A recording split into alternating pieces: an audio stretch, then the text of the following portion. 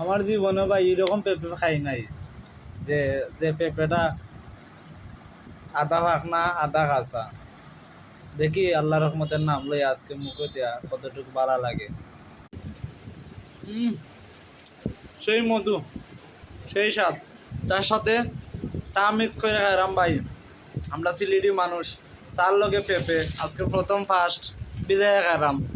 যদি আপনার কাছে ভালো লাগে কমেন্টে জানাইবা। চার লগে ও দৌকা চা কেমন দিবে, কাপ আছে নি? ও দৌকা চা কাপ ও বিজয় খাইলাম আর দেশি পেঁপে, সেই স্বাদ। ভালো লাগে, অনেক মিষ্টি হয়েছে। কারণ আমি পেঁপের মাঝে কোনো স্বাদ পাইছি না, চার লগে যেই মিশাইছি সেই স্বাদ। ও দৌকা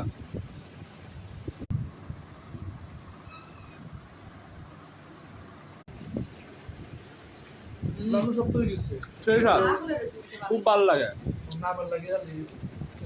যদি কারো কোনো কিছু জানার থাকে তাইলে কমেন্টে জানাইবা। আমরা হইলাম সিলেটি, এ কারণে আমরা কিছু আনকমন খানি তৈরি করি যেটা বাংলাদেশে কোনো জায়গাত নাই। আল্লাহ হাফিজ, সবাই ভালো থাকবে।